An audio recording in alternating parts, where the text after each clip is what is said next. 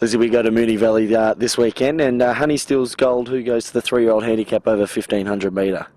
Yeah, he does. He's been up at the farm. He's had a bit of respite up there for the remainder of the winter, and he comes down in good order. He had a great last prep, and he'll be really on his A game this week. And you got Mount Zero and the 3-year-old fillies played over 1200 metres, and how's she looking? She's had 2 solid runs on the pro ride this time in, and probably strips a lot fitter. She's gone up to the farm and just switched her training around a bit, and she will run, all being well, she'll run here on Saturday. You've got Spacecraft and goes to the Group 1 Dato Chin Stakes over the mile. How's he looking coming into this race? I mean, he does go around the valley pretty well.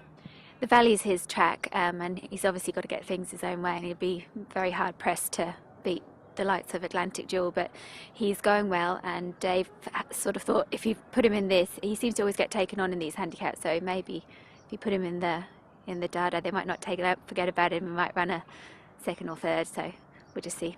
He's in good order to run a good race then? He is, but it's obviously a lot harder for him, but you know, you can only throw him in and see what happens. Then you've got Extra Zero, who goes into the 1600 metre handicap. Yeah, but he was he was meant to run up in Darwin, and just everything went wrong up there. So he's come back. He's had a bit of a respite at the farm, and he runs. He should go run well. Bass Strait joins in the 1600 metre handicap as well. He does. He ran well at Sandown last start. He just flashed home and ran second. He's should come into this in good order, and we're looking for a good first second up run. Is he the type of horse that will need a couple more runs to really find his peak, or could we see him running a good race in this second up? He should be pretty effective over the mile, but he's obviously, we're looking for a lot further. He ran very well in the Derby, and he's probably looking to get up to that distance. And the last stableweight's Torontus, who joins in this race as well. He was a little disappointed at Sandown over the 14, but obviously a step up and trip will suit him, and he should run well. Motivito goes in the 2500 metre handicap. Yep, he just lost it really on Saturday. Like 2 Saturdays ago, he had got him into the mountain yard, and he just didn't behave at all. So we've decided to add the earmuffs to him, which seem to, in his track work, have really calmed him down.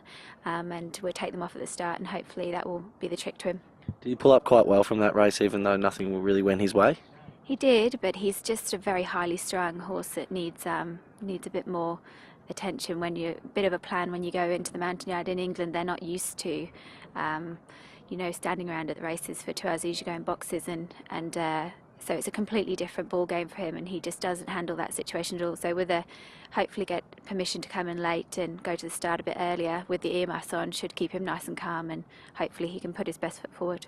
Is it something that you'll have to change, or is it something that is, as you said, maybe have to ask permission so we can get him up and ready? Yeah, David's asked permission, so we should, we've got the all clear for that, and hopefully a little plan, a little more care and plan.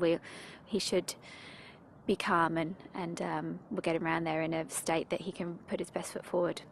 And then, of course, Lizzy's tips.